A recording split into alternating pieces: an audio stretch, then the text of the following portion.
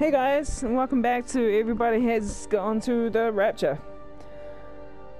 Okay, so we just had that towel scene with Steven where he has, well, from what it seems, whatever it is, the supernatural thing that's been causing all the problems, it seems like it needs a host to survive, like a human host.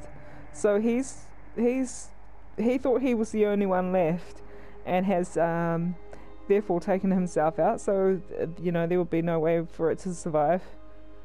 But yeah, it seems Kate's still around. But anyway, so here we are. We found ourselves on the other side of the fence from where we began, in the observatory now. So we're gonna go ahead and explore all the towers I've got here. So this is Kate's part of the story.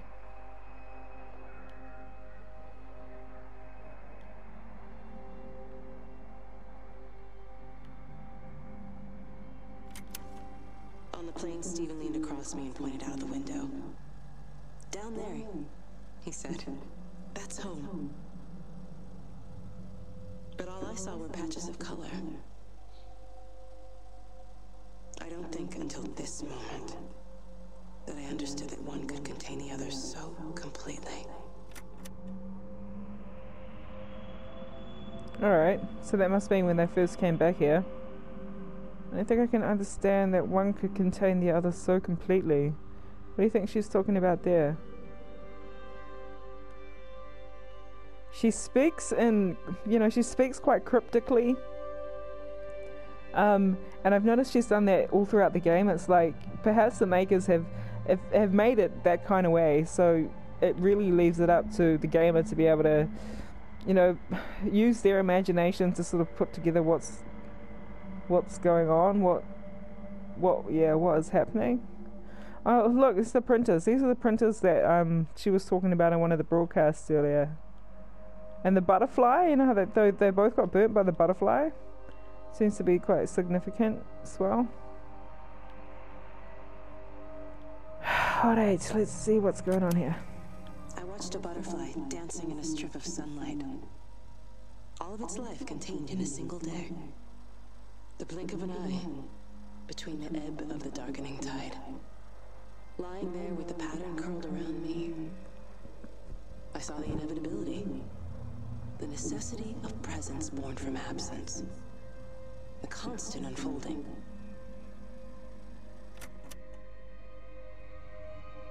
Okay, so speaking of cryptic, so presence born from absence and all that stuff.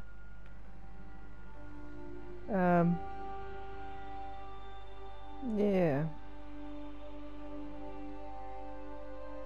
That's interesting.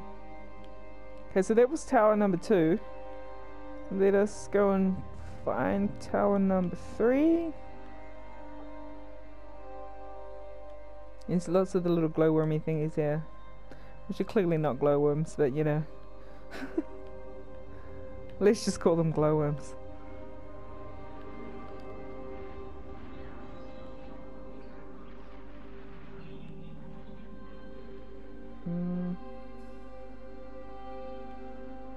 Pretty aurora. Yeah, these formulas all over this place. So do you think they've yes, I don't know if summon's the word for it, but they've definitely created a formula to enable this thing to be here in some way. I know it didn't mean to hurt any of them.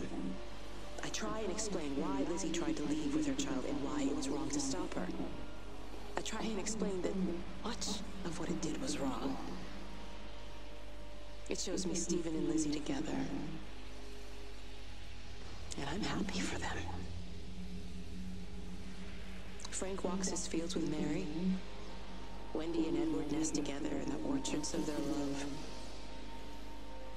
Jeremy lies at peace with his God at last. All of them are happy because they are together. I understand it better now. It is a collector of time. Of butterflies. It's a collector of time and of butterflies. Okay. So you guys know about the butterfly effect? You know, is it possibly... You know, like if you were to travel in time and change anything, it changes the whole course of history, you know, just by changing one simple thing. Do you think...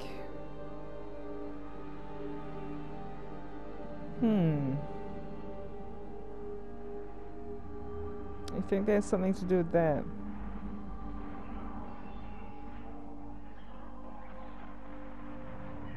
Anyway, let's carry on here. What are we up to now? We're up to Tower 4.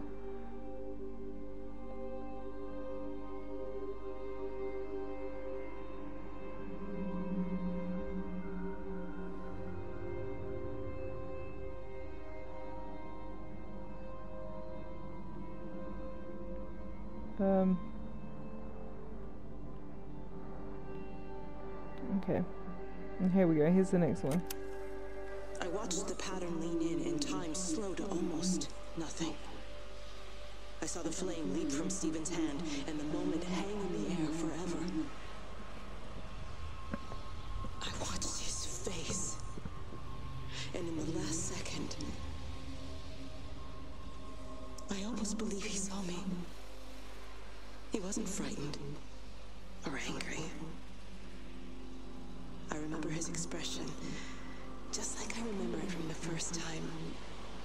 Early that morning when he woke and, still half sleeping, said, "God, I love you."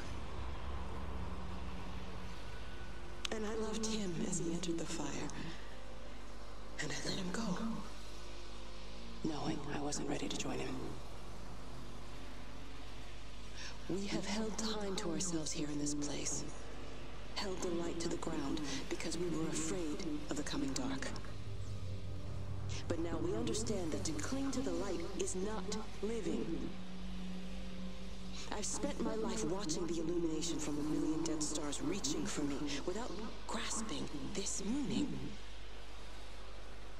The light we cast transcends our death.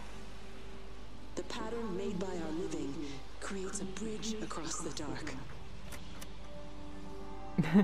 So there she goes with the cryptic wording again. So do you think perhaps she's talking about, like, I don't know, everything in existence being eternal? You know, like,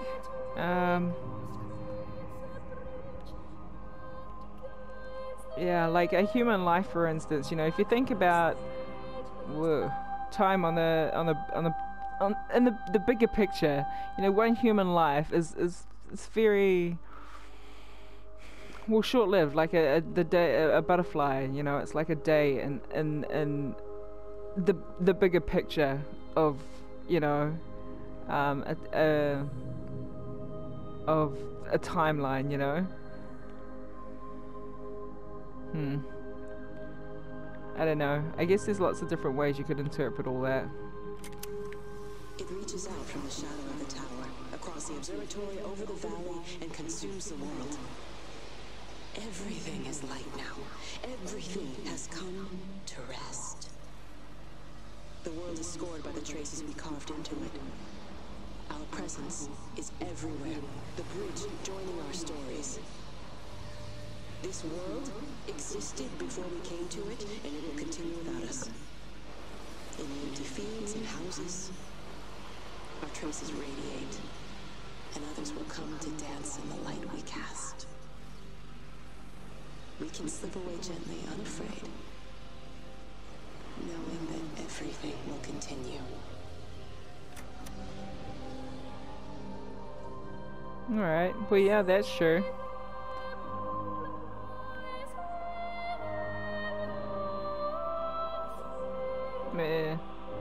Alright. I really don't want to go over my time again and cut the video short. So I'm gonna leave it there. And what was this? This was number 5. Okay, so we've got one more tower to go. Okay, yeah, and then we'll make a short video on, I think that should be the last one, on the last tower and what happens up there. So yeah, so thank you guys for watching, and yeah, I hope you guys enjoyed. We'll catch you in the next episode.